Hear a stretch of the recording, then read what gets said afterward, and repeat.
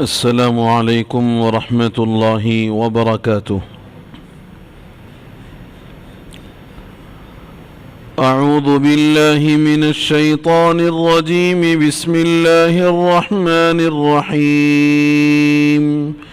یا بنی اسرائیل اذکروا نعمتی التي انعمت علیکم وأني فضلتكم على العالمين واتقوا يوما لا تجزي نفس عن نفس شيئا ولا يقبل منها شفاعة ولا يؤخذ منها عدل ولا هم ينصرون۔ وإذ نجيناكم من آل فرعون يسومونكم سوء العذاب يذبحون أبناءكم ويستحيون نساءكم وفي ذلكم بلاء من ربكم عظيم إلى آخر الركوع۔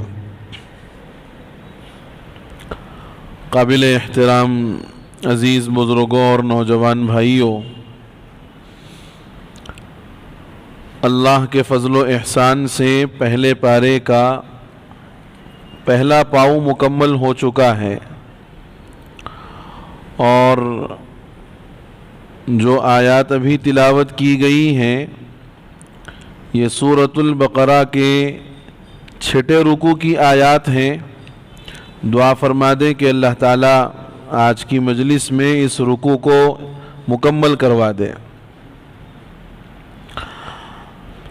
اس سے پہلے کی جو آیات آئی ہیں ان آیات میں بنی اسرائیل کا تذکرہ اجمالی طور پر آیا، اور بنی اسرائیل کے بعض اعمال اور ان کی بعض حرکتوں کا تذکرہ بطور اجمال کے، یعنی ان شارٹ آیا سمجھیں، شارٹ کٹ میں اللہ تعالیٰ نے اجمالی طور پر اس کا تذکرہ فرمایا۔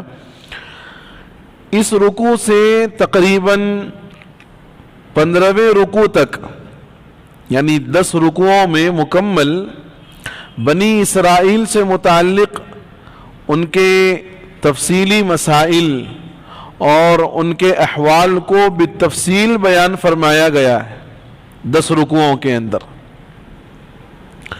چنانچہ اس رکوع کی پہلی آیت وہی ہے جو اس سے پہلے والی رکوع کی آیت تھی، قدر فرق کے ساتھ۔ فرماتے ہیں یا بنی اسرائیل اذکروا نعمتی التی انعمت علیکم، اے اولاد یعقوب میری ان نعمتوں کو یاد کرو جو میں نے تم پر کیے ہیں، وَأَنِّي فَضَّلْتُكُمْ عَلَى الْعَالَمِينَ، اور میں نے بعض خاص چیزوں میں تم کو سارے جہان والوں پر فضیلت دی ہے۔ یہ جو ترجمہ ہوا ہے اس ترجمے کو اگر ذہن میں رکھیں گے تو اگلے 10 رکوع یہ بات سمجھ میں آتی رہے گی۔ اللہ یہ فرماتے ہیں کہ میری ان نعمتوں کو یاد کرو جو میں نے تم پر کیے ہیں، اور میں نے تم کو یعنی بنی اسرائیل کو بعض خاص چیزوں میں، خاص مسائل میں سارے جہان والوں پر تم کو فضیلت دی ہے۔ یعنی وہ چیزیں میں نے دنیا جہان والوں کو نہیں عطا فرمائی، میں نے تم کو عطا کی ہیں،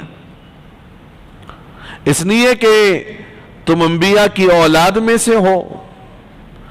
4000 انبیاء بنی اسرائیل میں اللہ نے بھیجے ہیں، انبیاء کی اولاد میں سے ہو، اور میں نے تم کو اپنا قریبی بنایا، خاص نعمتیں میں نے تم کو دی ہیں، اوروں کو وہ نعمتیں نہیں ملی، لہذا تمہاری ہے کہ ان نعمتوں کو یاد رکھتے ہوئے اور ان نعمتوں کو اپنے ذہن میں محفوظ رکھتے ہوئے میری عبادت کرو، میرے احکام پر عمل کرو، اور نہ صرف یہ کہ میرے احکام پر عمل کرو، اللہ کے آخری نبی صلی اللہ علیہ وسلم ان پر ایمان بھی لے آؤ. ان پر ایمان لے آنا بھی میرے احکامات پر عمل کرنے ہی کی طرح ہے. اس کے بعد انسان اگر کسی مصیبت میں مبتلا ہو جائے دنیاوی اعتبار سے، تو وہ اپنے اس مصیبت سے بچنے کے لیے جو اسباب اختیار کرتا ہے اور اس کی جو کوشش ہوتی ہے، عموماً 3 طرح کی کوششیں ہوتی. پہلی کوشش یہ کہ کوئی اس کے متعلق ریکمینڈ کر دے، سفارش کر دے، ایک یہ طریقہ ہے. دوسرا طریقہ یہ ہے کہ اس کے بدلے میں یا اس کے اس گناہ کے بدلے یا اس کے عمل کے بدلے میں کوئی چیز معاوضے کے طور پر اس کو دے دی جائے. جیسے ہمارے یہاں بیل پر جو ہے اس کے جرم کے لیے بیل پر کچھ پیسے اس کو دینے کے بعد اس کی بیل منظور کی جاتی. اور تیسرا طریقہ یہ ہے کہ کوئی اس کا معین و مددگار ہو اور اس کو لڑ جھگڑ کر کے اس مقام سے نکال کر واپس لائے اور لڑ جھگڑ کر کے اس کی مدد کرے. یہ 3 طریقے عموماً ہوتے ہیں. اگر کوئی آدمی دنیا میں کسی مسئلے میں پھنس جاتا ہے، کسی معاملے میں اگر پکڑا جاتا ہے، تو یہ 3 طریقے ہیں ملزم اور مجرم کو چھڑانے کے لیے. اللہ رب العزت نے یہ بات ارشاد فرمائی کہ اگر قیامت کے دن کوئی بندہ اپنے گناہوں کے بدل اللہ کے عذاب میں مبتلا ہو جائے یا اللہ کی پکڑ کے اندر آ جائے، تو یاد رکھو دنیا کے اندر جو طریقے اپنے آپ کو گناہ کے بعد اس سے بچانے کے تم نے دیکھے ہوئے ہیں یا تم نے اس کو اختیار کیا ہوا ہوگا، لیکن یہاں آ کر کے ان میں کا کوئی طریقہ چلنے والا نہیں ہے. اس کو اللہ نے ارشاد فرمایا وَاتَّقُوا يَوْمًا، اور ڈرتے رہو اس دن سے لا تجزی نفس عن نفس شیئا، کہ کوئی نفس کسی کے ذرہ برابر کام نہیں آئے گا. یہ ایک اصولی مسئلہ بتایا ہے اور بڑا اہم ترین مسئلہ یہاں سمجھایا ہے کہ جو لوگ اپنے آپ کو یہ سمجھتے ہیں کہ اگر ہم جیسی تیسی زندگی گزار لیں پیر صاحب بخشوا لیں گے، مرید صاحب بخشا لیں گے، مرشد ہمارا ہاتھ پکڑ کر کے جنت میں لے کر چلے جائیں گے، اللہ نے اس بات کو کلی طور پر اور صاف انداز میں ارشاد فرمایا کہ یہ جو تمہارا وہم ہے یہ وہم ہی ہے، حقیقت نہیں ہے، حقیقت نہیں ہے. دوسری طرف قرآن ایک منظر بیان کرتا ہے یوم یفر المرء من اخی، کہ اس دن تو لوگ اپنے بھائیوں سے بھاگیں گے، ماں اپنے بیٹے سے، بیٹا اپنے باپ سے، شوہر اپنی بیوی سے اور بیوی اپنے شوہر سے، اولاد ایک دوسرے سے بھاگتی رہے گی، کوئی کسی کا پرسان حال نہیں ہوگا.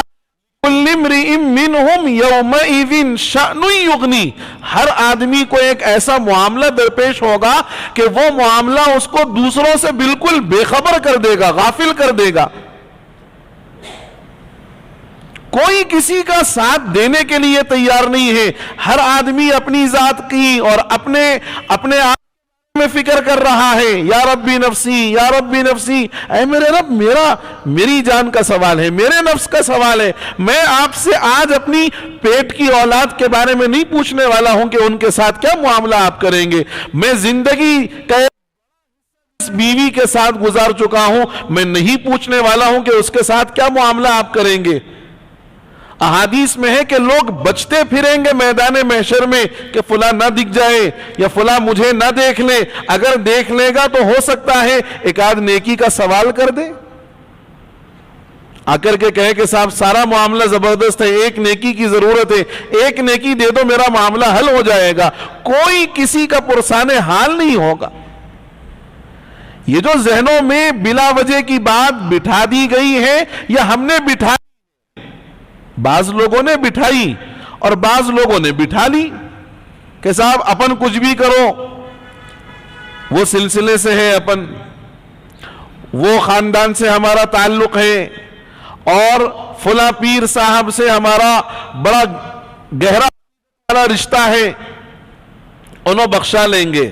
میرے بزرگوں، یہ خام خیالی، یہ خام خیالی ہے، اس خیال کو ذہن سے نکالنے کی ضرورت ہے۔ قرآن ہے ڈرو اس دن سے، لا تجزی نفس عن نفس شیئا، کوئی نفس کسی دوسرے کے لیے ذرا برابر کام نہیں آئے گا، ذرا برابر کام نہیں آئے گا۔ ایک تو اللہ نے عمومی نفی فرما دی کہ کوئی کسی کا ذرا برابر کام نہیں آئے گا، اور جو دوسرے اور راستے ہیں ان کے بارے میں فرمایا وَلَا يُقْبَلُ مِنْهَا شَفَاعَةٌ، اور کسی سے کوئی ریکمنڈ نہیں قبول کی جائے گی، کسی کی کوئی سفارش نہیں قبول کی جائے گی۔ وَلَا يُؤْخَذُ مِنْهَا عَدْلٌ، اور کسی سے کوئی معاوضہ نہیں دیا جائے گا کہ آپ یہ رکھ لیجئے، اس کے بدلے میں اس کو چھوڑ دیجئے، آپ اتنے رکھ لیجئے اور اس کے بدلے میں آپ ان کو چھوڑ دیجئے۔ وَلَا يُؤْخَذُ مِنْهَا عَدْلٌ، اور کسی سے کوئی بھی معاوضہ، وَلَا هُمْ يُنصَرُونَ، اور نہ ہی کوئی ایسا ہوگا جو جا کر ان کی مدد کرے، لڑائی جھگڑا کر کے اس کو وہاں سے نکال باہر لائے، کوئی نہیں ہوگا۔ جب اللہ کی بارگاہ میں پہنچو گے تو اس فیصلے کا انتظار کرنا پڑے گا جو رب تعالی ہمارے حق میں فرمائیں گے۔ اس لیے جب کبھی اپنی دعاؤں میں اپنی ذات اور اپنی آل اولاد اور اپنی نسلوں کے لیے دعا کرو، یہ دعا بھی کرنا کہ اے اللہ میدان محشر میں تیری رضا فضل کا جو ہے ہمیں مزدہ، تیری رضامندی اور تیرے فضل کا ہمیں مزدہ ملے۔ اگر آپ حساب لینے پر آ جائیں یا عدل آ جائیں، ایک پانی کا گھونٹ جو ہم نے دنیا میں پیا ہے ہم اس کا حساب نہیں دے سکتے، ہم اس کا حساب نہیں دے سکتے۔ یہاں تک ایک اصولی اور اجمالی بات تھی۔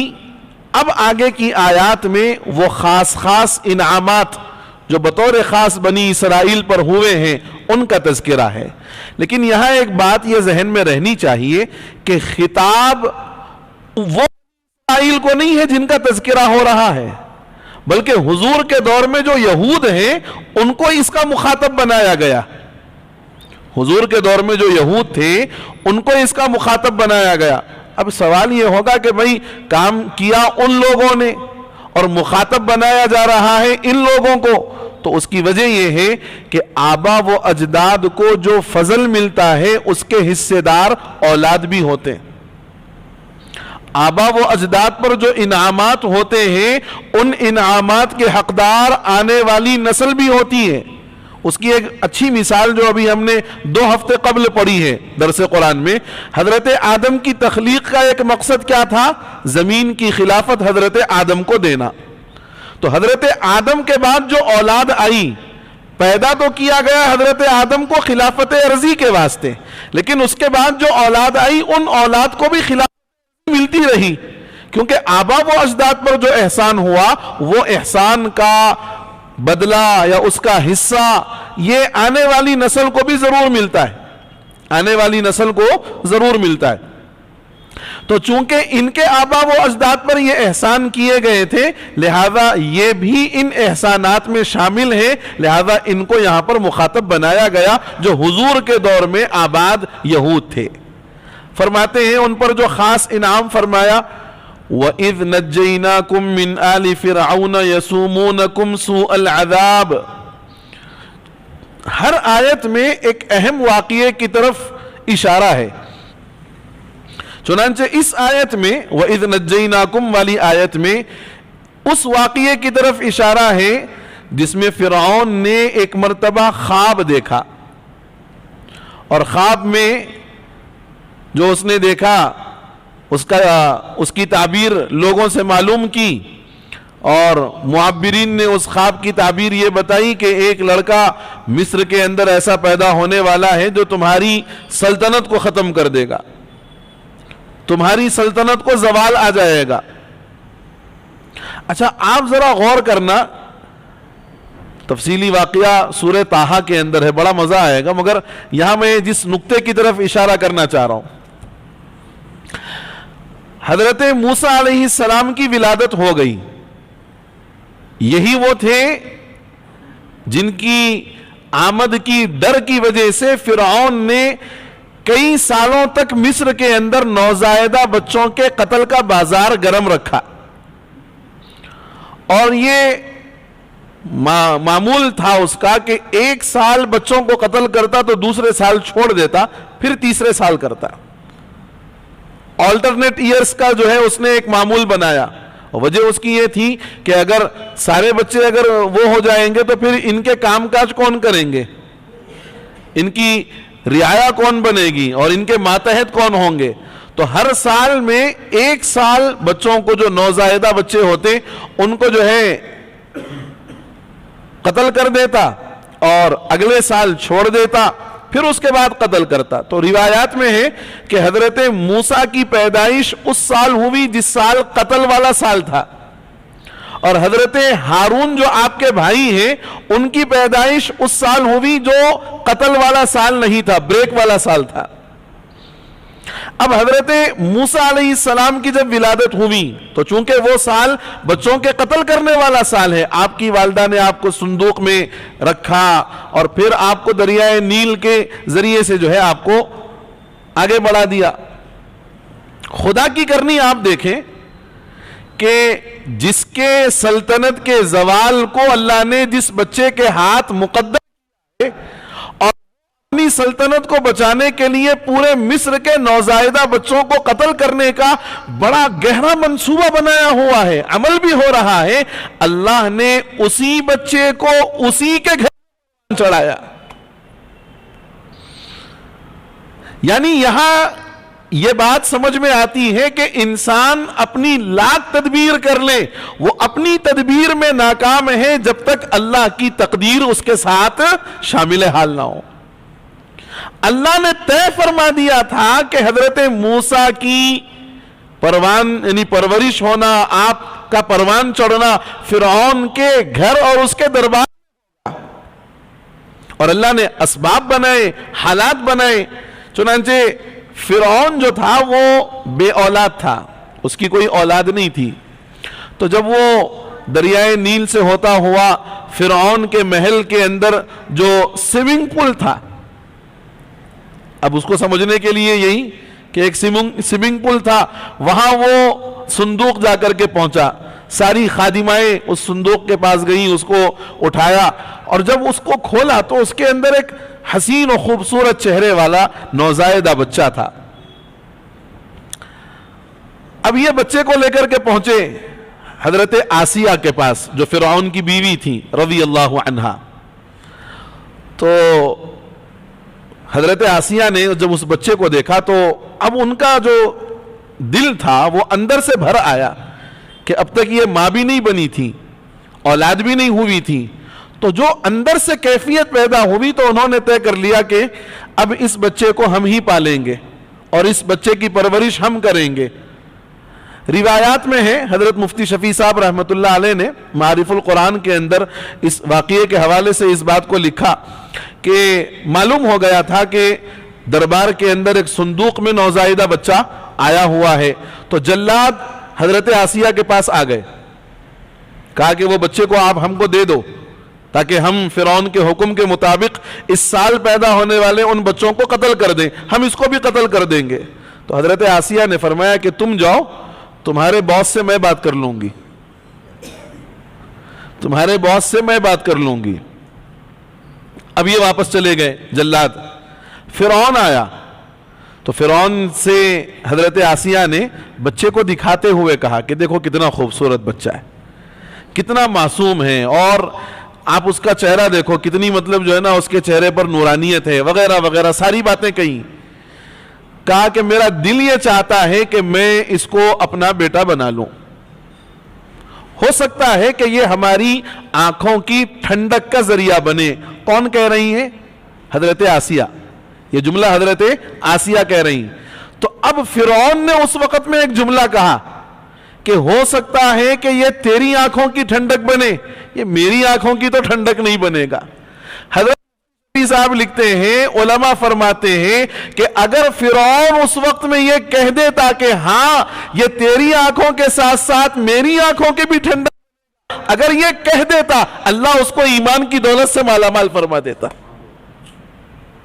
اگر یہ جملہ کہہ دیتا تو وہ بھی داخل ایمان ہو جاتا. لیکن بہرحال اللہ کے علم ازلی میں جو بات طے ہے وہ ہو کر رہتی ہے. تو فرعون کو جس بچے کے قتل کے لیے اتنا بڑا بازار جو ہے قتل کا بنانا پڑا، اسی بچے کو اللہ تعالیٰ نے اس کے گھر میں پروان چڑھایا. یہاں یہ بات سمجھ میں آئی کہ ہماری تدبیریں لاکھ صحیح، اللہ کا جب تک اذن نہیں ہوگا، اللہ کا جب تک حکم نہیں ہوگا، اس وقت تک کوئی چیز ہونے والی نہیں ہے. یہاں رک کر اور ایک بات بھی سمجھو، بات بہت اچھی جلدی سمجھ میں آتی. یہ جو ہمارے پاس اس وقت میں ایک بڑا عجیب رواج چل پڑا ہے کہ بیمار اگر کوئی ہو گیا تو پیر میں ڈوری باندھتے ہیں. بیمار اگر کوئی ہو جائے تو پیر میں ڈوری باندھتے ہیں اور سمجھتے یہ ہیں کہ یہ ڈوری رہے گی تو بیماری وغیرہ سے بولو نا بچا ہوا رہے گا. یہی عقیدہ ہوتا ہے نا، یہی سوچ ہے ہماری کہ ڈوری، کالی ڈوری باندھنا یا کچھ اور یہ وہ عمل کرنا، اس کا ہمارے یعنی معاشرے میں یا ہمارے یوں سمجھیے کہ روزمرہ کے ماحول میں یہ مزاج ہے کہ صاحب اگر یہ رہے گا تو یہ محفوظ رہے گا. ذرا سوچ کے دیکھو کہ اللہ کی طرف سے تقدیر کچھ اور ہے اور ہم نے ایک اپنے طور پر ظاہری تدبیر کر لی. کیا ہماری تدبیر اللہ کی تقدیر پر غالب آ سکتی ہے؟ نعوذ باللہ. تو پھر یہ جو کام ہم کر رہے ہیں یہ کام غلط ہے. یہ ڈوری مت باندھو.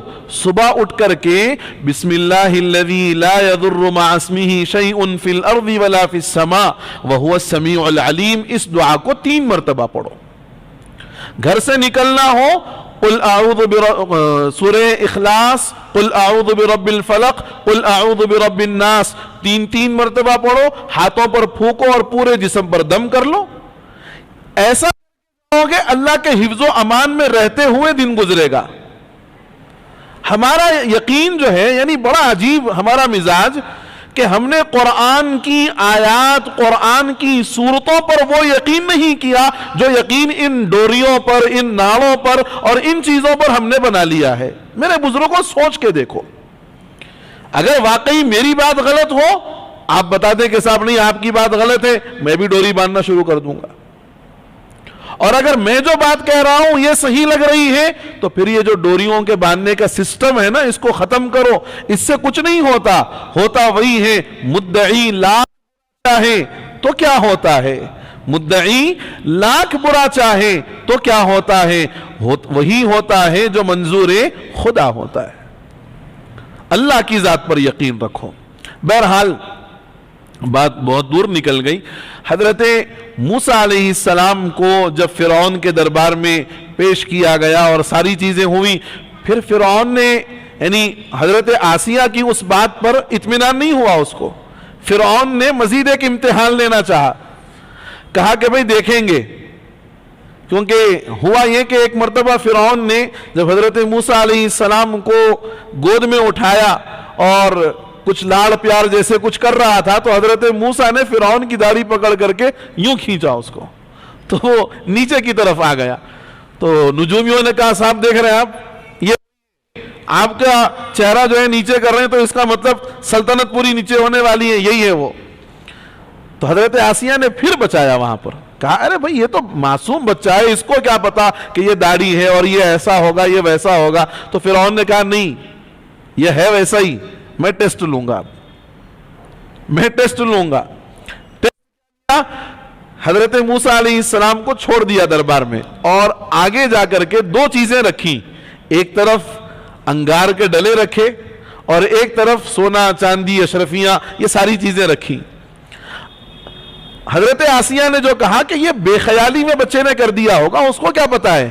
تو کہا اگر یہ واقعی بے خیالی میں ہے تو اب دیکھیں گے کہ بے خیالی میں یہ انگار کا ڈلا اٹھاتا ہے یا یہ اٹھاتا ہے سونا چاندی اشرفی وغیرہ. بڑی آزمائشیں ہوئی ہیں حضرت موسیٰ علیہ السلام کے ساتھ. تو جب یہ دونوں چیزیں رکھ دی گئی، حضرت موسیٰ علیہ السلام کو جو ہے چھوڑ دیا گیا. وہ آگے جا کر کے آپ کا ہاتھ بڑھنے والا تھا اسی کی طرف، سونے اور چاندی کی طرف، لیکن اللہ نے حضرت جبرائیل کو بھیجا اور کہا کہ نہیں، ان کا رخ اس طرف کر دینا. حضرت موسیٰ علیہ السلام نے جب رخ ادھر ہوا تو پھر وہ ڈلا اٹھایا اور اپنے منہ میں ڈال دیا. اب ہوا کہ ہاں یہ بے خیالی سے ہوا ہے، اور اسی انگار کے ڈلے کے منہ میں ڈالنے کی وجہ سے حضرت موسیٰ کے زبان میں لکنت آ گئی تھی. حضرت موسیٰ کے زبان میں لکنت آ گئی تھی. بہرحال تو وہ دور تھا جب اللہ تعالیٰ نے یہ احسان کیا کہ تمہارے بچوں کو جو قتل کر دیا کرتے تھے اور بچیوں کو زندہ چھوڑ دیا کرتے تھے، تاکہ یہ بچیاں بڑے ہو کر کے جب عورتیں بنیں گی تو گھر کے کام کاج اور گھر کا خدمت کا کام انہی لوگوں سے لیا جائے گا، اسی کا تذکرہ ہے. وَإِذْ نَجَّيْنَاكُمْ، اور جب ہم نے تم کو نجات دی فرعون والوں سے، یسومونکم سوء العذاب، جو تمہیں بری طریقے سے عذاب دیتے تھے. کیا تھا وہ عذاب؟ یذبحون ابناءکم، تمہارے بچوں کو ذبح کر ڈالتے تھے. ویستحیون نساءکم، اور تمہاری عورتوں کو زندہ چھوڑ دیتے تھے. وفی ذالکم بلاء من ربکم عظیم، اور اس واقعے میں تمہارے پروردگار کی طرف سے ایک بڑا امتحان تھا، بڑا امتحان تھا. اور امتحان انسان کا صبر پر بھی لیا جاتا ہے، شکر پر بھی لیا جاتا ہے، دونوں طریقے سے امتحان ہوتا ہے. آگے فرمایا یہ تو واقعہ ہوا حضرت موسیٰ علیہ السلام کے بچپن کا. بعد کا واقعہ، اچھا پھر ایک بات یہ بھی ذہن میں رکھنا کہ قرآن نے واقعات کو ایک ترتیب سے نہیں بیان فرمایا، کیونکہ قرآن قصے کہانی والی کتاب نہیں ہے. قرآن ہر قصے سے وہ جز لیتا ہے جس جز سے کوئی عبرت اور سبق ہو. چنانچہ آگے کا جو واقعہ ہے وہ اس طرف اشارہ ہے کہ جب حضرت موسیٰ علیہ السلام بڑے ہو گئے، جوان ہو گئے، اور بنی اسرائیل پر فرعونیوں کا ظلم بہت زیادہ ہو گیا، تو اللہ تعالیٰ نے حضرت موسیٰ علیہ السلام کو حکم دیا کہ ان کو لے کر کے اپنے جو اصل آبائی مقام ہے وہاں جاؤ، کنعان ملک شام. کنعان ملک شام حضرت یعقوب علیہ السلام کا وہی علاقہ تھا، اور حضرت یعقوب علیہ السلام ہی کی اولاد آ کر کے مصر میں آباد ہوئی، 12 جو قبیلے بنے. تو یہ حکم دیا کہ اپنے آبائی مقام کو چلے جاؤ. تو فرعون سے بچا کر راتوں رات جب حضرت موسیٰ علیہ السلام بنی اسرائیلیوں کو لے کر کے نکلے تو راستے میں وہ دریا آ گیا. اب حضرت موسیٰ علیہ السلام اور ان کی پوری قوم کھڑی ہوئی ہے، اور ان کے سامنے ایک بڑا مسئلہ ہے کہ صاحب یہ دریا ہم پار کیسے کریں. تو اللہ نے حضرت موسیٰ علیہ السلام کو حکم دیا کہ اپنی لاٹھی مارو. 12 راستے بن گئے، اور ہر قبیلے کے لیے ایک راستہ متعین ہوا، وہ اس راستے سے گزرتے چلے گئے. یہ حضرت موسیٰ علیہ السلام اور بنی اسرائیل گزرتے جا رہے ہیں. یہ مان لینا کہ یہ سمندر ہے، یہ اس کا آغاز ہے، یہ سمندر ہے پورا، اور یہاں پھر راستہ آگے کی طرف ہے. تو یہ 12 راستے جب بنے ہیں تو فرعون جب پہنچا ہے تو اب ان کی جان میں جان نہیں ہے بنی اسرائیلیوں کے، اس لیے کہ اگر فرعون کے ہتھے چڑھ جاتے، فرعون اگر ان کو پکڑ لیتا تو پھر کیا سلوک کرتا، اس کا اندازہ تھا ان لوگوں کو. اب یہ بڑی ہیبت میں ہے، بڑی خوف اور ٹینشن کے اندر ہے کہ بھئی کیا کریں. حضرت موسیٰ علیہ السلام نے جب لاٹھی ماری، وہ راستے بنے، وہ راستے سے گزرنے لگے. فرعون اپنے لشکر کو لے کر کے آیا، اور اس کا لشکر ٹھاٹے مارتا ہوا، انتہائی زیادہ لشکر تھا. تو فرعون نے کہا کہ کیا دیکھ رہے ہو، پکڑو ان ظالموں کو. اور تم دیکھتے نہیں ہو کہ یہ جو پانی کھڑا ہوا ہے یہ میرے حکم سے کھڑا ہوا ہے. فرعون بڑا عجیب آدمی تھا. اس نے کہا کہ دیکھتے نہیں ہو کہ یہ پانی کھڑا ہوا ہے، یہ میرے حکم سے کھڑا ہوا ہے، میرے خوف اور میرے روب کی وجہ سے کھڑا ہوا ہے، لہذا ڈرنے کی ضرورت نہیں ہے. جیسے یہ آگے نکل گئے تم بھی ڈالو اپنا لشکر اس میں چلاؤ. تو جب حضرت موسیٰ علیہ السلام بالکل قریب پر تھے، فرعون نے اپنا لشکر ڈالا. جب یہ بالکل درمیان میں پہنچا تو اللہ نے حضرت موسیٰ کو حکم دیا کہ پھر اپنا عصا مار دو. جب اپنا عصا مارا تو پھر سارا سمندر آپس میں مل گیا، اور فرعون اور اس کا سارا لشکر ختم. جب اپنی موت کے آثار فرعون کو نظر آئے، فرعون نے کہا رب ہارون و موسیٰ، اب میں ایمان لے آیا موسیٰ اور ہارون کے رب پر. اسی لیے فرمایا گیا الایمان لا یقبل عند الغرغرہ، جب موت کے آثار شروع ہو جائیں اور بعد کی دنیا نظر آنا شروع ہو جائے، جیسے سورہ بقرہ کے آغاز میں ہم نے پڑھا الذین یؤمنون بالغیب، غیب پر ایمان لاتے ہیں ایمان والے، اور جب موت کے آثار شروع ہو جاتے ہیں تو اب غیب نہیں رہتا، اب مشاہد ہو جاتا ہے. اسی لیے آپ نے کئی مرتبہ دیکھا ہوگا کہ جو اپنے آخری وقت میں ہوتے ہیں تو وہ کہتے ہیں دیکھو وہاں کوئی آئے ہوئے ہیں، یعنی وہ نظر آنا شروع ہو جاتا ہے. اب ایمان لے آئے، اب اگر توبہ کرے تو فرمایا یہ جو توبہ ہے، یہ جو ایمان ہے، اب ایسے موقع پر قبول نہیں ہے. جب تک غیب میں تھا توبہ کرنا چاہیے تھا، جب تک غیب میں تھا ایمان لے آنا چاہیے تھا. فرعون جب کہنے لگا کہ نہیں میں اب ایمان لے آتا ہوں موسیٰ اور ہارون کے رب پر، اللہ نے فرمایا کہ نہیں اب کوئی ضرورت نہیں ہے ایمان لانے کی. لیکن بنی اسرائیلیوں پر فرعون کا اتنا بڑا رعب تھا، اتنا بڑا اس کا ڈر تھا کہ اس کے مر جانے کے باوجود بھی کسی کو یقین نہیں آیا کہ فرعون کو موت آ سکتی کیا. 40 سال کی عمر تک فرعون کو کبھی سر میں درد نہیں معلوم ہوا. بڑا طاقتور تھا اور حکومت اور سلطنت بھی تھی، صحت کے اعتبار سے بھی بڑا اچھا تھا. تو بنی اسرائیلیوں کو یقین ہی نہیں آیا کہ یہ مر سکتا ہے، فرعون کو موت بھی آ سکتی کیا. تو حضرت موسیٰ علیہ السلام نے دعا فرمائی کہ اے اللہ ان لوگوں کو یہ چیز سمجھ میں نہیں آ رہی ہے، ذرا آپ مشاہدہ کروا دیجئے. تو سمندر نے پھر فرعون کی لاش کو اٹھا کر کے کنارے پر پھینکا. اب جا کے ذرا اس کو ہلا کے ڈلا کے ذرا اس کو دیکھ لیں کہ ہاں نہیں اب ہو گیا بھائی، اب ہو گیا، اب چلے گا انہیں. یعنی اتنا اتنا ڈر تھا اس کا بنی اسرائیلیوں پر.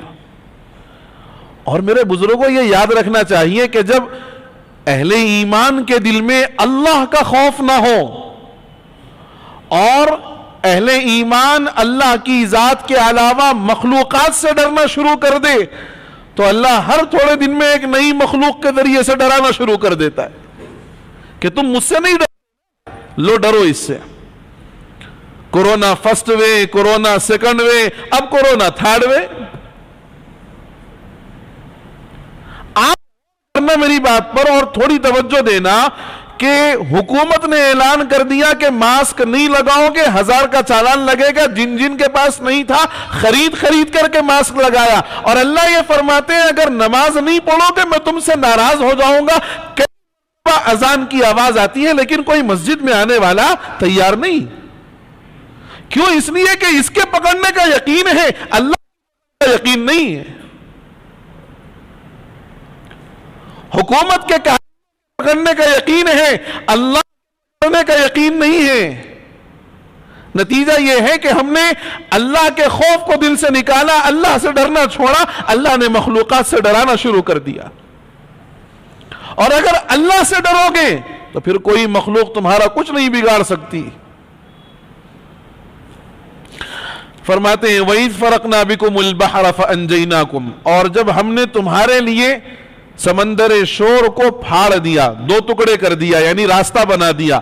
فَأَنْجَيْنَاكُمْ، تو ہم نے تم کو بچا لیا. وَأَغْرَقْنَا آل فرعون، اور ہم نے فرعونیوں کو غرق کر دیا. وَأَنْتُمْ تَنْظُرُونَ، اور تم یہ کھڑے ہو کر کے مشاہدہ کر رہے تھے، تم دیکھ رہے تھے کہ تم نکل گئے اس سے باہر، پار ہو گئے سمندر اور وہ ڈوب رہے تھے، تم کھڑے ہو کر کے دیکھ رہے تھے.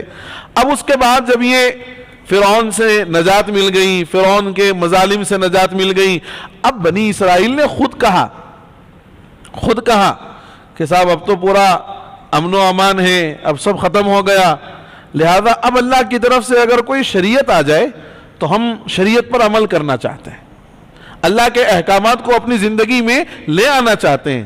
ہم چاہتے ہیں کہ اللہ کے حکموں کو پورا کریں، شریعت کوئی اگر ہمیں مل جائے تو بڑا اچھا ہوگا. تو بنی اسرائیل کے اس مطالبے پر حضرت موسیٰ علیہ السلام نے فرمایا کہ میری قوم یہ چاہتی. تو اللہ نے فرمایا کہ 30 دن کا اعتکاف کرو طور پر آ کر. 30 دن روزے رکھے حضرت موسیٰ علیہ السلام نے. اس 30 دن کے روزوں اور اعتکاف کے بعد حضرت موسیٰ علیہ السلام کو روزے کی حالت میں، چونکہ منہ سے ہمارے ایک قسم کی بو آتی ہے، اس کو بولتے ہیں خلوف، عربی میں اس کو بولتے ہیں خلوف. اور حدیث میں فرمایا گیا یہ جو بو آتی ہے اللہ کے نزدیک اطیب عند اللہ من المسک، مشک سے زیادہ پسندیدہ ہے. روایات میں ہے کہ حضرت موسیٰ علیہ السلام 30 دن کے اعتکاف کے بعد اور روزوں کے بعد جب آپ نے اپنے منہ میں اس طریقے کی بو محسوس کی، آپ نے مسواک فرمایا. تو پہلے وعدہ کیا تھا 30 دن کا، لیکن اس مسواک کی وجہ سے وہ جو بو زائل ہو گئی، اللہ نے فرمایا نہیں 10 دن کا اور اعتکاف کرو، اس لیے کہ یہ منہ کی جو بو ہے مجھے بہت پسندیدہ ہے، مجھے بہت زیادہ پسندیدہ ہے. اس لیے بہت سارے لوگ رمضان کے اندر یہ سوال کرتے ہیں کہ صاحب نیند میں سے اٹھنے کے بعد میں منہ سے بو آ رہی، کولگیٹ کر سکتے کیا؟ کولگیٹ تو نہیں کر سکتے، کوئی منجن تو نہیں کر سکتے، البتہ مسواک آپ کرنا چاہیں تو کبھی بھی کر سکتے ہیں. مسواک آپ اگر کرنا چاہیں کر سکتے ہیں، اس کی اجازت ہے.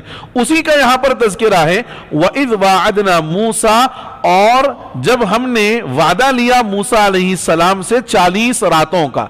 پہلے تھے 30، مسواک کرنے کی وجہ سے وہ بو جو زائل ہوئی اس پر 10 اور بڑھ گئے، کل ملا کر کے 40.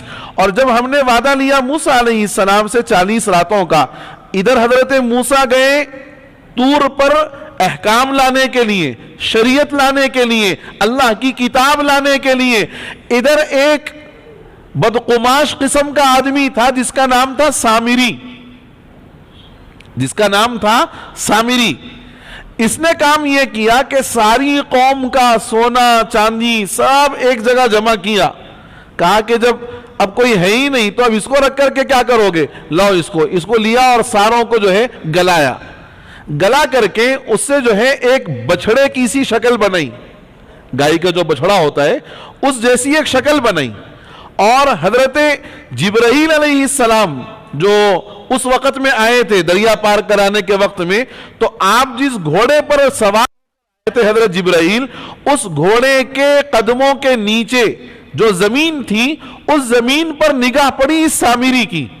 اس نے دیکھا کہ جیسے ہی وہ گھوڑا اپنا قدم اٹھا کر کے دوسری جگہ رکھتا ہے تو اس جگہ پر نباتات اگنا شروع ہو جاتے ہیں، گھاس اگنا شروع ہو جاتی ہے. تو کہا کہ اس گھوڑے کے پاؤں کے زمین کے نیچے والی زمین میں اتنا اثر ہے کہ اس میں حیات کے آثار ہیں. اس میں کیا ہے؟ حیات کے آثار. تو یہ سونے اور چاندی کو ساروں کو گلا کر ایک بچھڑے کی شکل بنائی، اور وہ جو مٹی اس نے حضرت جبرائیل کے گھوڑے کے قدموں کے نیچے سے اٹھا لی تھی، اس مٹی کو اس بچھڑے کے اندر ڈال دیا. اب وہ ڈال کر کے جب اس کو یوں دبایا تو اس میں سے آواز آنی شروع ہو گئی، آواز آنی شروع ہو گئی. اب ساری قوم کو اس نے یہ کہا کہ دیکھو یہ ہے تمہارا خدا تو یہ ہے. موسیٰ بھول گئے اپنے خدا کو، نعوذ باللہ، اس لیے وہ کوہ طور پر چلے گئے. اب یہاں 3 جماعتیں بن گئیں. جب یہ واقعہ ہوا 3 جماعتیں ہو گئیں. ایک وہ جو سامری کے بہکاوے میں آ گئے اور اس بچڑے گوسالہ پرستی شروع کر دی، یعنی اس کو اپنا معبود مان لیا. اور دوسری قوم وہ تھی جو حضرت ہارون کے ساتھ تھی، اس لیے کہ حضرت ہارون کو آپ نے ذمہ دار اور نائب بنا کر آپ گئے تھے، وہ ان کے ساتھ تھی، انہوں نے کچھ نہیں کیا. اور تیسری وہ تھی جو کبھی الا الذین کبھی الا الذین، کبھی ادھر کبھی ادھر. لیکن بہرحال ان لوگوں کو اخیر میں جا کر کے یہی سمجھ میں آیا کہ نہیں یہ غلط ہے. اب حضرت موسیٰ علیہ السلام 40 دن کا اعتکاف پورا کر کے تورات کی الواح اور اس کی تختیاں لے کر کے جب آئے، ادھر قوم کو دیکھا کہ بھئی یہ تو بڑی عجیب صورتحال سے دو چار ہے، ہم ان کے لیے شریعت لانے کے لیے گئے، یہ ایک نئے فتنے کے اندر مبتلا ہو گئے. اس لیے ہر نئی چیز کی طرف فوراً لپکنا نہیں چاہیے، تحقیق کرنی چاہیے. نجا ظاہر پرستی پر اگر کچھ عقل و دانش ہے، نجا ظاہر پرستی پر اگر کچھ عقل و دانش ہے، چمکتا جو نظر آتا سب سونا نہیں ہوتا، رول گولڈ بھی ہوتا. اس لیے ہر نئی چیز کی طرف لبیک کہنے کی ضرورت نہیں ہے، تحقیق ضروری ہے. تو اب حضرت موسیٰ علیہ السلام جب آئے تو ایک حصہ قوم کا یہ ہے کہ جو بت پرستی یعنی گوسالہ پرستی میں مبتلا ہو گیا، ایک حضرت ہارون کے ساتھ ہے، ایک درمیان میں ہے. تو اب اللہ نے ان کی توبہ کی کوئی شکل ہونی چاہیے کہ بھئی توبہ ہو ان لوگوں کو. معلوم ہوا کہ بھئی حضرت موسیٰ تو تورات لے کر کے آ گئے اور یہ اس عمل کے اندر مبتلا ہے, لہذا توبہ کرو اپنے عمل سے. توبہ ہوئی. توبہ کی شکل کیا متعین ہوئی؟ توبہ کی شکل یہ متعین ہوئی کہ جو لوگ اس بچڑے کو اپنا معبود بنا کر اس کی پرستش میں لگ گئے, ان لوگوں کو وہ لوگ جو اس عمل کے اندر مبتلا نہیں ہوئے تھے قتل کریں گے. ہماری شریعت بہت آسان ہے. وہاں اس شرک کے عمل پر حضرت موسیٰ علیہ السلام کی قوم کے لیے حکم نازل ہوا کہ جو عمل کرے ان کو, جو نہیں کرے وہ لوگ قتل کر دیں گے. مسئلہ ہی ختم. نہ رہے بانس نہ بجے بانسری. ہماری شریعت بڑی آسان ہے بھائی, لیکن ہم لوگ اپنی طرف سے اضافہ کر کے اس کو مشکل بنا رہے ہیں. یہ سمجھنے کی ضرورت. ہماری شریعت بہت آسان ہے, ہم اپنی طرف سے اضافے کر کے اس کو مشکل بنا رہے ہیں. اسی کو فرمایا اللہ رب العزت نے وَإِذْ وَعَدْنَا. اچھا, اور جب ہم نے وعدہ لیا موسیٰ علیہ السلام سے 40 راتوں کا, ثُمَّ اتَّخَذْتُمُ الْعِجْلَ, تو پھر تم نے بچڑے کو معبود بنا لیا, من بعدہ, حضرت موسیٰ کے کوہ طور پر جانے کے بعد, وَأَنْتُمْ ظَالِمُونَ, اور تم ظلم کر رہے تھے اپنے اوپر اس عمل کی وجہ سے. حق تلفی کر رہے تھے تم, اس لیے کہ عبادت اللہ کا حق ہے اور تم نے اللہ کے حق کو ایک بچڑے کے ساتھ وہ کر دیا, تو حق تلفی کر رہے تھے تم اللہ کی. ثُمَّ عَفَوْنَا عَنْكُمْ مِن بَعْدِ ذَلِكَ, پھر ہم نے تم کو معاف کر دیا اس عمل کے بعد تاکہ تم شکر گزار بنو, تاکہ تم شکر گزار بنو. وَإِذْ آتَيْنَا مُوسَى الْكِتَابَ وَالْفُرْقَانَ لَعَلَّكُمْ تَهْتَدُونَ, اور ہم نے موسیٰ علیہ السلام کو کتاب یعنی تورات, والفرقان, اور حق و باطل کے درمیان امتیاز کرنے والی چیز عطا فرمائی. الکتاب سے مراد تورات ہے, اور الفرقان سے مراد مفسرین لکھتے ہیں وہ احکام جو تورات کے اندر اللہ نے عطا فرمائے تھے, کیونکہ وہ احکام وہ تھے جو حق اور باطل کے درمیان میں فرق کرنے کا ذریعہ بنتے تھے. وَإِذْ قَالَ مُوسَى لِقَوْمِهِ, وہی کہ جو بچڑے کو اپنا معبود بنایا تھا اس کی سزا کیا طے ہوئی. وَإِذْ قَالَ مُوسَى لِقَوْمِهِ, اور وہ وقت یاد کرو جب موسیٰ علیہ السلام نے اپنی قوم سے کہا, یا قومی, اے میری قوم, انکم ظلمتم انفسکم, تم نے اپنی جانوں پر ظلم کیا ہے بچڑے کو معبود بنا کر, باتخاذکم العجل, فتوبوا الی باریکم, تو تم اپنے پروردگار کی حضور میں توبہ کرو. اور توبہ کی شکل کیا ہے؟ فقتلوا, قتل کریں وہ لوگ جنہوں نے عبادت نہیں کی, انفسکم, اپنے ان لوگوں کو جنہوں نے عبادت کی ہے. یعنی اس عمل کو کرنے والوں کو قتل کیا جائے گا یا قتل کرایا جائے گا ان لوگوں سے جنہوں نے وہ عمل نہیں کیا. فَاقْتُلُوا أَنفُسَكُمْ ذَلِكُمْ خَيْرٌ لَكُمْ عِنْدَ بَارِئِكُمْ, یہ چیز تمہارے لیے تمہارے پروردگار کے نزدیک بڑی بہتر ہے. فَتَابَ عَلَيْكُمْ, پھر اللہ تم پر متوجہ ہوں گے, یعنی تمہاری توبہ قبول کریں گے. إِنَّهُ هُوَ التَّوَّابُ الرَّحِيمُ, یقیناً وہ توبہ قبول کرنے والے اور بڑے رحم فرمانے والے ہیں. یہ بات ہو گئی, تورات لے کر کے آ گئے. اب قوم کے مطالبے پر لائے تھے نا, قوم نے کہا کہ ہم شریعت چاہتے ہیں, شریعت پر عمل کرنا چاہتے ہیں, لے کر آئے تورات. تو قوم نے کہا کہ موسیٰ یہ تورات اللہ میاں ہی کی طرف سے آئی ہے, کیا پروف ہے؟ بڑی عجیب قوم تھی صاحب. ایک تو خود مطالبہ کری کہ بھئی جاؤ لے آؤ شریعت, عمل کرنا چاہتے ہیں, اور جب لے کر آئے تو کہا یہ اللہ ہی کی طرف سے ہے, کیا پروف ہے؟ بھئی آپ 40 دن نہیں تھے, ہو سکتا ہے بیٹھ کے کچھ لکھ لیے ہوں گے, بنا لیے ہوں گے, لا کے آپ وہ بول رہے ہیں.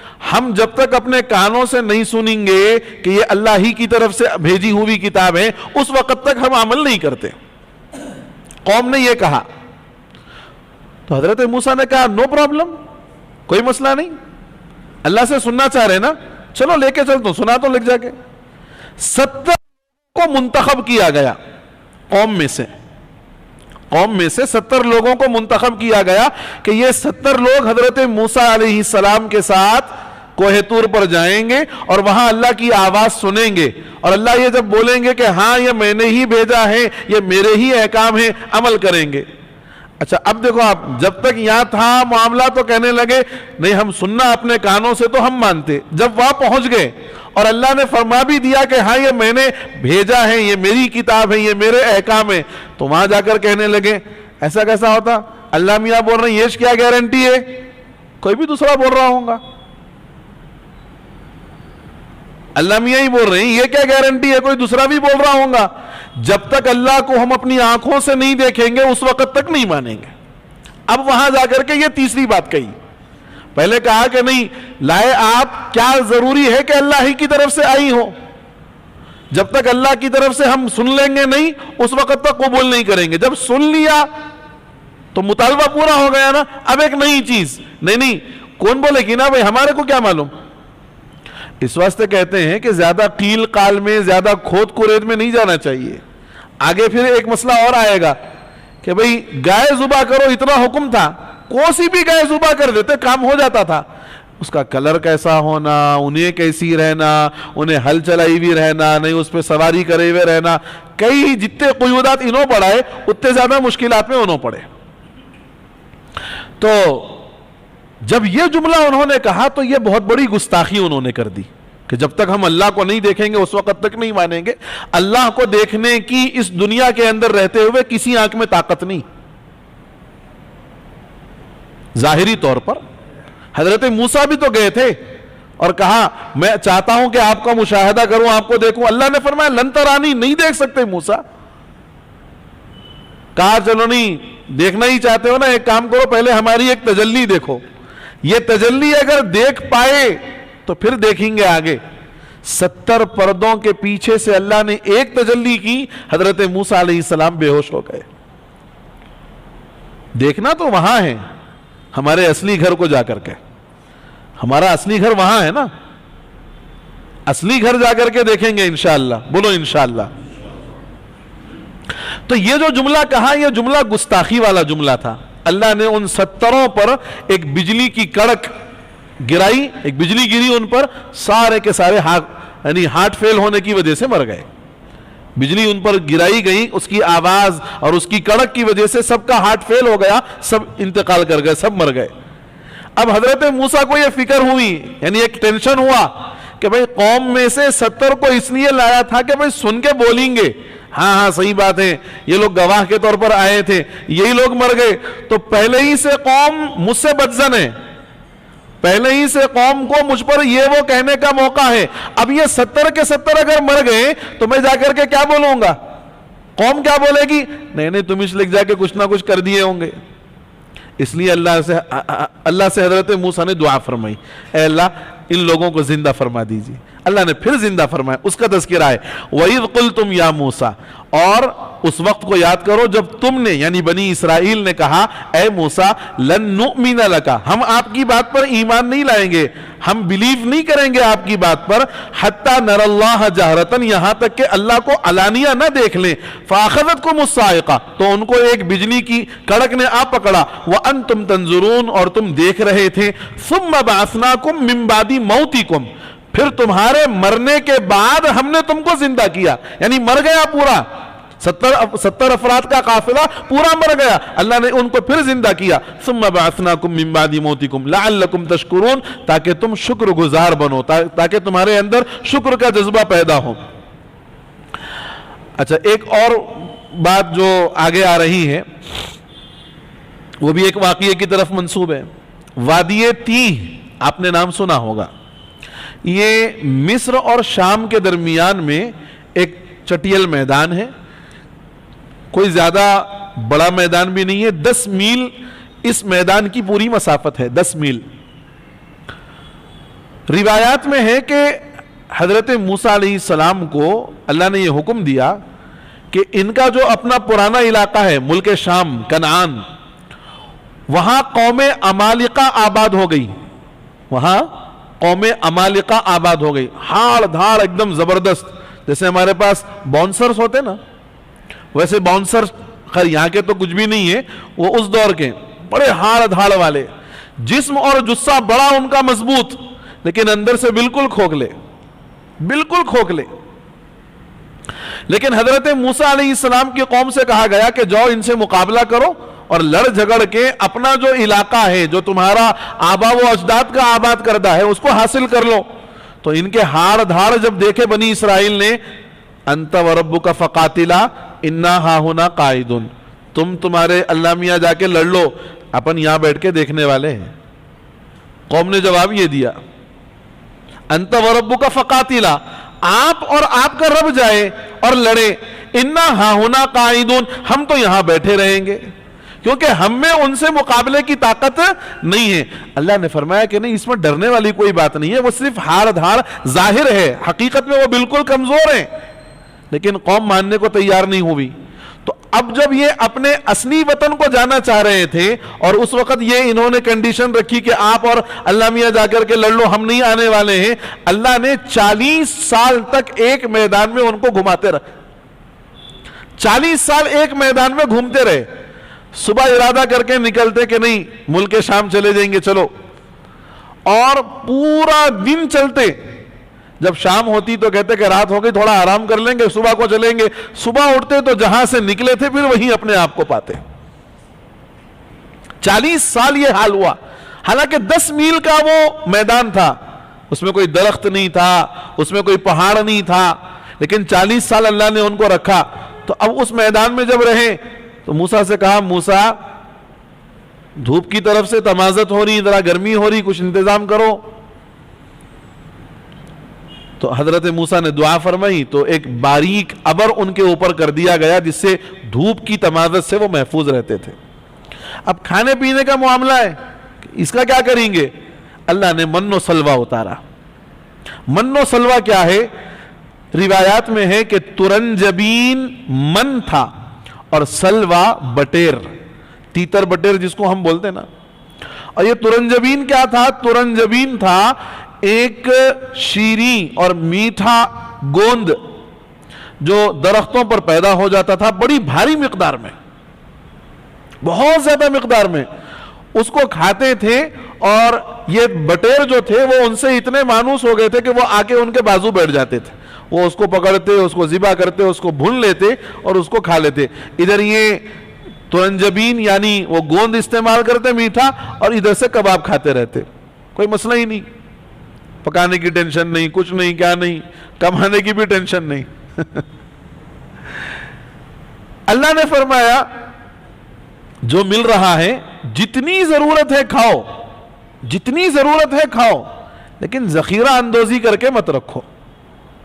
جتنا ہونا ہے کھاؤ، لیتے رہو، کھاتے رہو، لیکن ذخیرہ اندوزی مت کرو. مگر قوم کی فطرت بڑی عجیب تھی، اٹھا اٹھا کے رکھتے تھے، بچا بچا کے، صبح میں دیکھ لیں گے، شام میں دیکھ لیں گے. حالانکہ تازہ کھانے کا موقع تھا، لیکن یہ اٹھا اٹھا کر کے جب ذخیرہ اندوزی کرنا شروع کر دی تو اللہ نے اس گوشت میں سڑن پیدا کر دی، اترنا شروع ہو گیا. علماء لکھتے ہیں کہ دنیا میں سب سے پہلے کھانا جو اترا ہے وہ یہیں سے اترا ہے.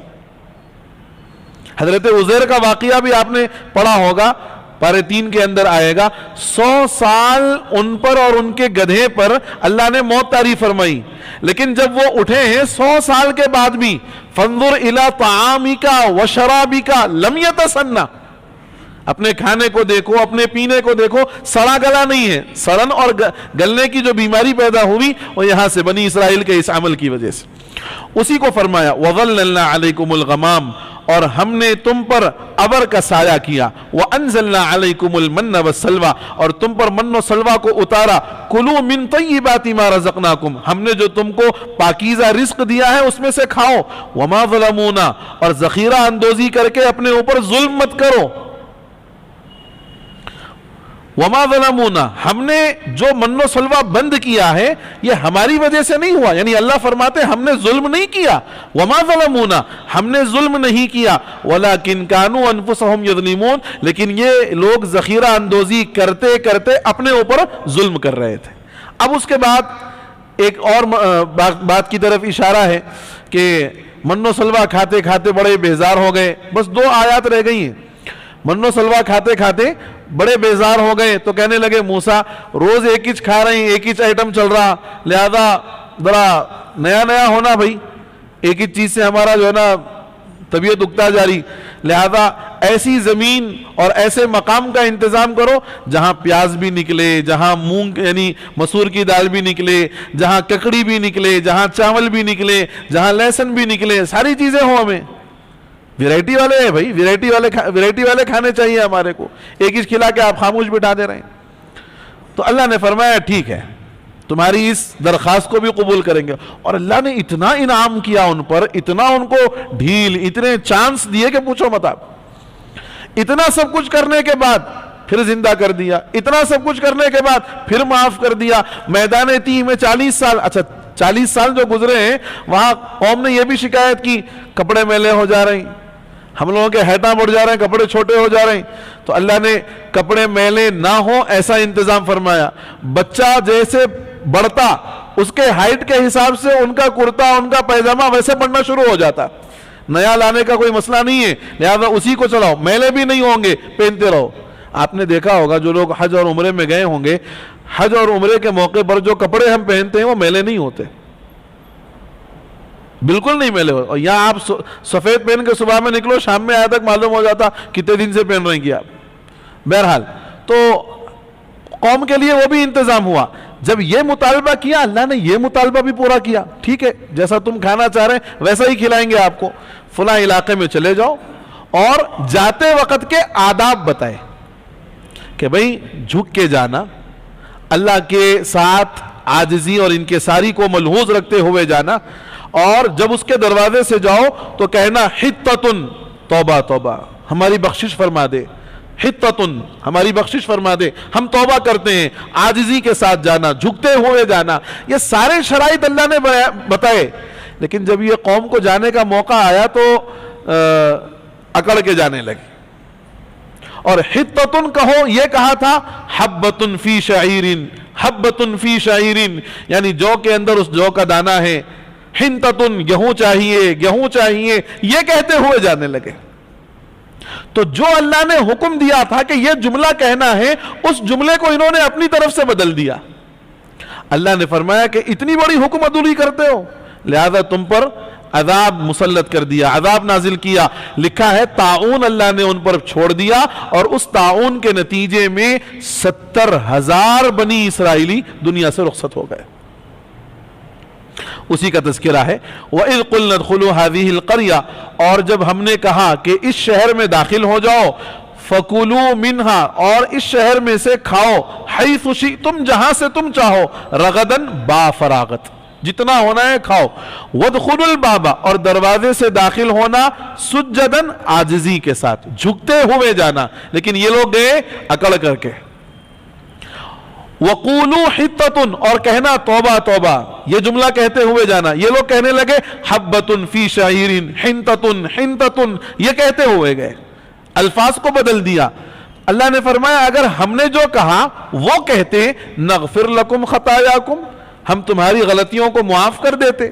جو تم نے وہاں موسیٰ علیہ السلام کے ساتھ جا کر اللہ کو دیکھنے کا جو مطالبہ کیا وہ بھی ختم کر دیتے, جو گوسالہ پرستی شروع کی اس کو بھی ہم معاف کر دیتے. لیکن اگر تم کہتے تو یہ ہوتا, نغفر لکم خطایاکم, ہم تمہارے گناہوں کو, تمہاری غلطیوں کو ہم بخش دیتے. وسنزید المحسنین, اور احسان کرنے والوں کو ہم مزید دیتے. لیکن ان لوگوں نے کیا کیا, فبدل الذین ظلموا, ظالموں نے بدل دیا بات کو علاوہ اس بات کے جو ان سے کہنے کے لیے کہا گیا تھا. یعنی جو بات ان کو کہنے کے لیے کہی گئی تھی اس کو چھوڑ کر کے ایک نیا جملہ انہوں نے کہا.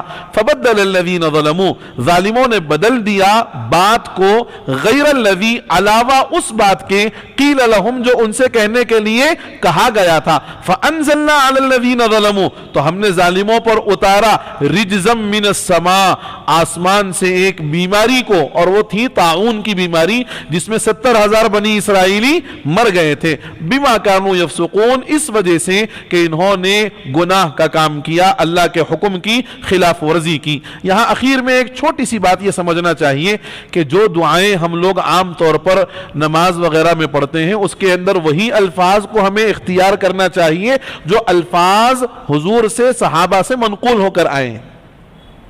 اس میں اپنی طرف سے اضافہ نہیں کرنا چاہیے. یہ اپنی طرف سے الفاظ کو نہیں بدل دینا چاہیے. ہاں اس کی اجازت ہے کہ وہ الفاظ تو پورے ادا کر دو اور اس کے بعد اسی معنی میں ملتا جلتا اگر کوئی لفظ ہے وہ اگر پڑھ رہے ہو تو ٹھیک. لیکن یہاں بنی اسرائیل نے جو الفاظ کو بدلے ہیں تو الفاظ کے بدلنے سے معنی بھی بدل گئے. ایسا نہیں کرنا چاہیے. قرآن و سنت کے اندر کسی ایسے لفظ کا بدل دینا کہ اس سے معنی بدل جائیں، اس کی اجازت نہیں. ہاں ایک مسئلہ ہے روایت بالمعنی. روایت بالمعنی کا مطلب ہوتا ہے حضور نے جو الفاظ بیان فرمائے ہیں ان الفاظ کو اسی معنی کے لیے دوسرے عربی لفظ کے ذریعے سے بیان کرنا، اس کی اجازت ہے جبکہ معنی نہ بدلیں، جبکہ معنی نہ بدلیں. اس لیے ہم جو اتحیات پڑھتے ہیں اس کو اسی انداز میں پڑھیں. ہاں وہ پورا پڑھنے کے بعد اس جیسا اگر کوئی اور لفظ اسی معنی کے واسطے ہے تو اس کو پڑھنے کی اجازت ہے. بہرحال یہ ایک فقہی مسئلہ ہے جو اس آیت کے تحت میں علماء نے لکھا ہے. اللہ سے دعا ہے کہ اللہ تعالیٰ مجھے اور آپ کو کہنے اور سننے سے زیادہ توفیق عمل نصیب فرما دے. آمین. وآخر دعوانا ان الحمد للہ رب العالمین. الحمد لله رب العالمين. اللهم صل على سيدنا ونبينا ومولانا محمد وبارك وسلم. اللهم أنت السلام ومنك السلام تباركت ربنا وتعاليت يا ذا الجلال والإكرام. سمعنا وأطعنا غفرانك ربنا وإليك المصير. اللهم حصل مقاصدنا وبلغ مرادنا في الدنيا والآخرة. يا قاضي الحاجات اقضي حاجاتنا. يا حل المشكلات حلل مشاكلنا. يا شافي الأمراض اشف مرضانا واشف مرضى المسلمين. سبحان ربك رب العزة عما يصفون وسلام على المرسلين والحمد لله رب العالمين.